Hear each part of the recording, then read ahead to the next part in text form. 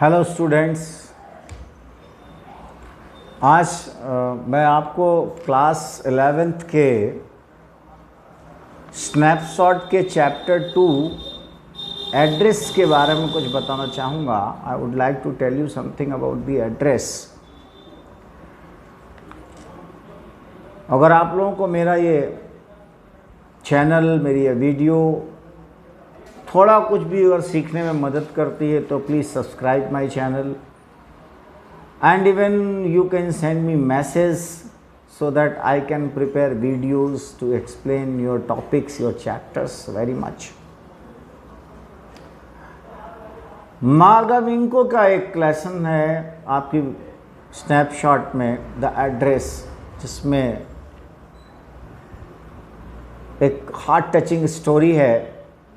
Psychological interest इसमें develop होता है। एक यंग माइंड के वर्किंग के बारे में है इन द वॉर टाइम्स।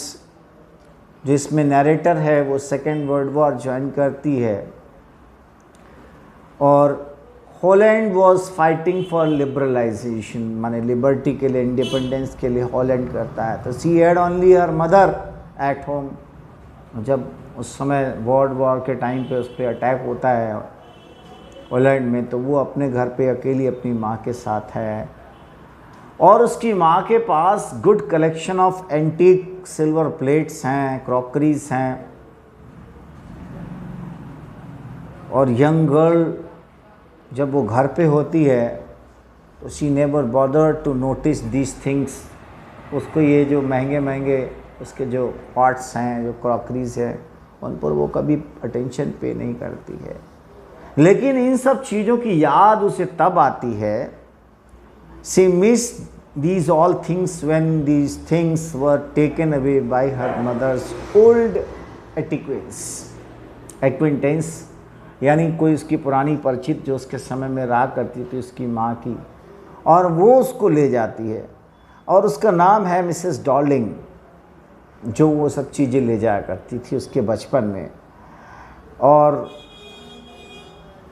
ऐसा बहुत कम लोगों को आशा होती है, बहुत कम लोग सोच पाते हैं कि वॉर टाइम में कोई जिंदा वापस लौटेगा, क्योंकि चारों तरफ जो है, और जो नैरेटर है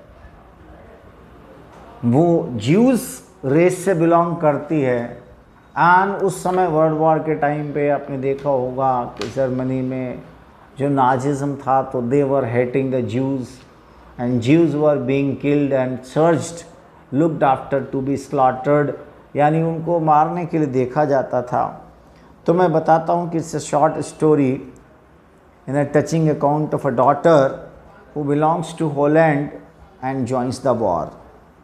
after the war she goes and search her mother's belongings. जो उसकी पड़ोस की रहने वाली मिसेस डॉर्लिंग वहाँ से ले जाया करती थी। She finds all those objects at house of her mother's friend. उनका घर ढूंढ लेती है और वो पहुंच जाती है, लेकिन उसकी जो डॉर्लिंग है वो उसको पहचान के उसे अनजाना बता देती है कि she didn't knew her or she did not open the home for her। वो उसके लिए दरवाज़ा नहीं खोलती जब वो ढूंढते ढूंढते पहुंचती है। लेकिन दूसरे दिन वो फिर हार नहीं मानती, फिर वो उसी मिसेस डॉर्लिंग के घर जाती है। And at that time Mrs. Darling was not at home and daughter was there।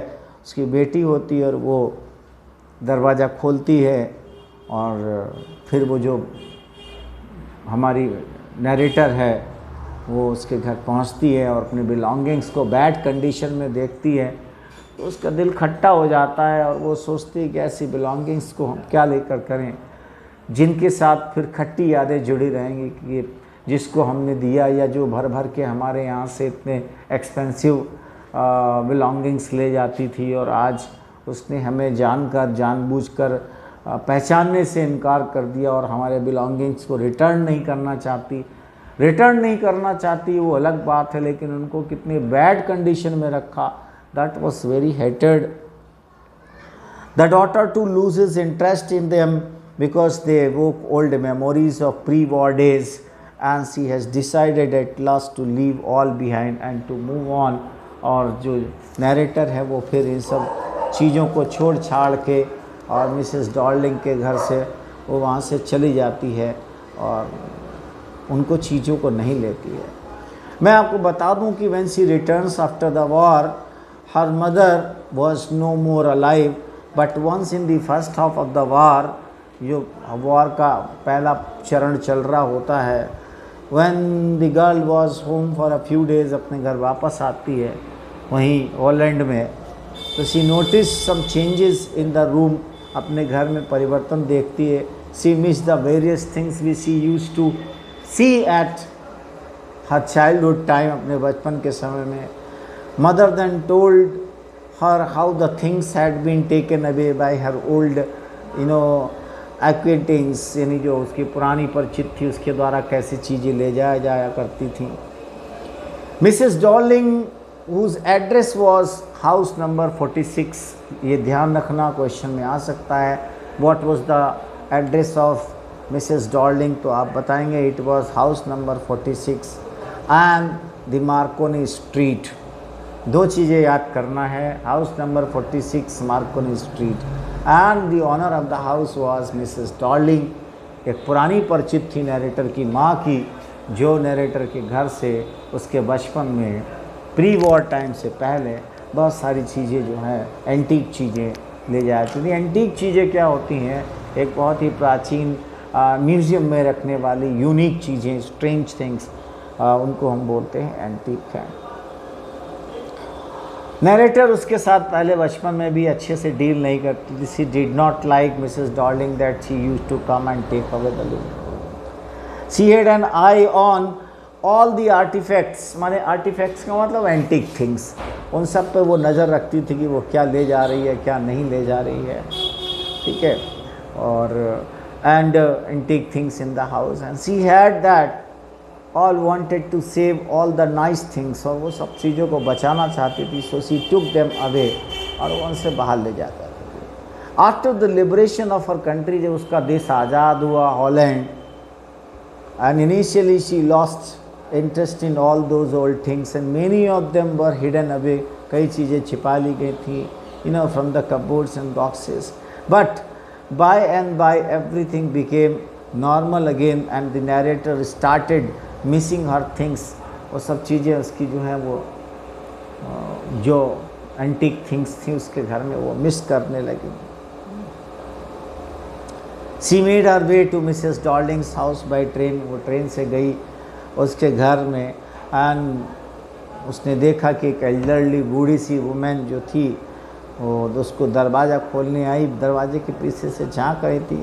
She looked at the narrator searchingly, वो जो आगंतुक आई थी, जो नैरेटर आई थी उसके दरवाजे पे, उसे वो बड़ा ही मतलब पहचानने की कोशिश कर रहे थे। हालांकि वो पहचान चुकी थी, but she was pretending to no.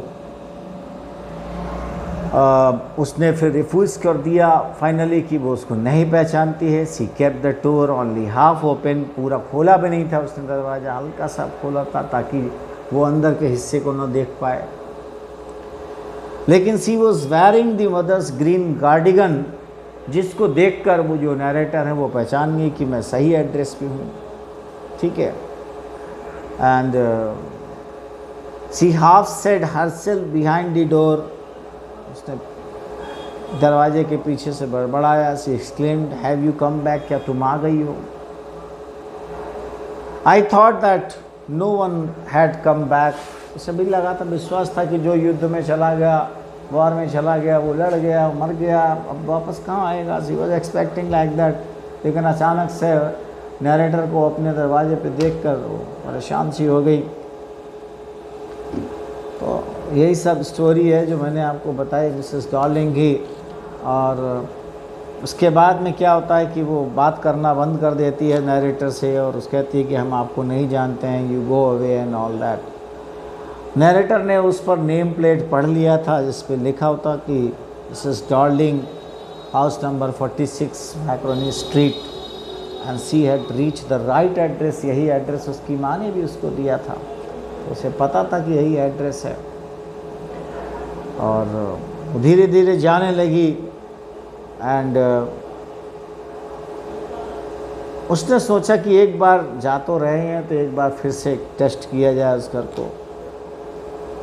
और the narrator did not pay attention to the familiar things on the way. She did not want to upset herself with the things invoking in the memories of the past years. After her first fruitless visit क्यों कहेंगे, क्योंकि वो पहली बार गई और उससे Mrs डॉल्डिंग ने उसको पहचानने से इनकार कर दिया, तो वो बड़ी अपसेट थी। So he decided to try a second time. उसने कहा हम एक बार फिर जाएंगे। और इस टाइम जब जाती है तो girl of 15 years open the door, दरवाज़ा खोलती है। मम्मी उसकी थी नहीं, जो मिसेस डॉल्डिंग जिनको कहते हैं। तो narrator decided to wait. She followed the girl along the passage. उसने लड़की ने कहा आइए अंदर बैठिए, चाय वाय पीजिए। She notice her heavy candle holder जो होता था पहले, मोमबत्ती स्टैंड जिसको कहते हैं, नेक्स्ट टू द मिरर रखा था। She was led inside the living room. ऐसी पड़ा था, चीज़ें अस्त व्यस्त पड़ी थी।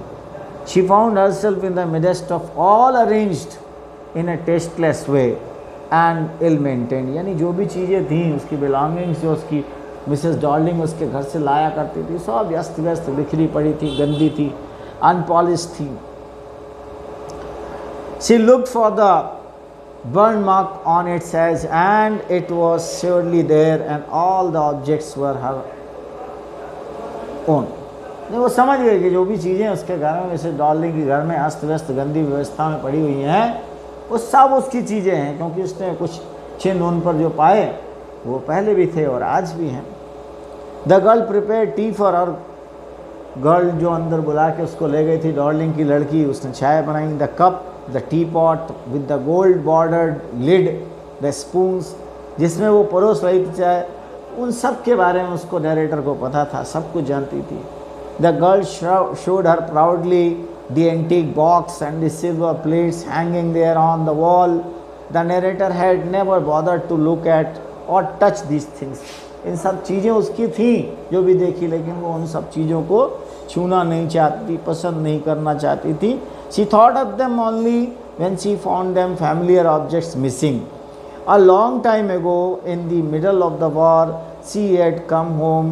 Mother asked her to polish the silver, and she had inquired which silver she meant. Then she didn't know that her spoons, forks, and knives she used every day at the dining table was silvers.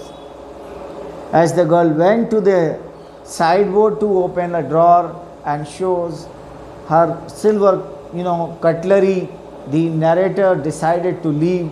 She did not want to wait for Mrs. Darling even, because she was totally upset and disappointed by seeing the conditions of her belongings. They were so filthy, so ugly, right? तो उसको दो चीज़ों को झटका लगा। एक तो Mrs Darling ने उससे पहचानने से इनकार कर दिया, और दूसरी चीज़ कि जिन चीज़ों को भर भर कर वो बचपन में उसके मिसेस डॉर्लिंग ले जाया करती थी, एंटीक चीज़, वो सब आज इतनी गंदी अवस्था में पड़ी हुई थी, इतनी अगली अवस्था में पड़ी थी। इन चीज़ों को देख के उसका मन बिल्कुल अपसेट हो गया, खिन्न हो गया, छिन्न भिन्न हो गया, बहुत दुखी थी। She looked up at the name plate again, जिस पर लिखा था macaroni street, house number 46. The address was correct. She resolved, means decided, never again to come back there on that address. उस एड्रेस पर वो दोबारा आना ही नहीं चाहती थी। Mother is cut off from them, and then one sees them in the strange surroundings, and she had no use for those things in her small rented room. वो बहुत सारी चीज़ें जो उसकी मिसेस डॉर्लिंग ले गई थी, अब उनका वो अपने किराए घर में जिसमें रहती थी वहाँ पर उनको जगह भी नहीं थी और उनका यूज़ भी नहीं था, क्योंकि डाइनिंग टेबल वगैरह और ये सब चीज़ें स्पेशियस हाउस में अच्छी लगती हैं, विच शी हैड अर्लियर, लेकिन अब ऐसा नहीं था। She must forget the address. वो इतनी अपसेट थी कि वो, जैसे कहते हैं ना कि कुछ यादें ऐसी बुरी होती हैं जिन्हें भूल जाना ही अच्छा होता है और फ़ायदेमंद भी होता है, तो भूलने का प्रयास करती है। And it was the easiest things to do to be at peace, और मन को शांत रखने के लिए, अपने आप को समझाने के लिए ये सबसे आसान तरीका है कि let the bygone be gone, जो हो गया उसे बीत जानो। वो कहते हैं ना, बीती बात को विसारना ही अच्छा है, विसारना माने भूलना ही अच्छा है। तो she had already forgotten many things of her life in the pre war, यानी वॉर से पहले जो कुछ भी हुआ था उन सब को वो पहले ही भूल चुकी थी। And the after post war, जब वो आती है मैक्रोनी स्ट्रीट 46 हाउस नंबर पे, और वहाँ जो घटित होता है और घर के अंदर जो अपनी बिलोंगिंग्स की, एंटीक थिंग्स की कंडीशंस देखती है, उससे तो शी इज़ हार्ट ब्रोकन, बहुत ही मतलब उसको दुख पहुँचता है। And then she resolves and determines to forget all about things and the address and belongings, उसे भूलना चाहती है। तो यही सब कुछ है आपके इस लेसन द एड्रेस में मार्गोवेंको ने जो लिखा है, और इसका अभिप्राय यही है कि वॉर लीव्स, वॉर टाइम का क्या कंडीशन होता है और वॉर के बाद का क्या कंडीशन होता है। तो यही सब चीज़ें मैं आपको बताना चाहता था, और बाकी फिर मैं आपके लिए कोई दूसरा लेसन लेके आऊँगा कुछ ही पलों में या थोड़े दिनों के बाद।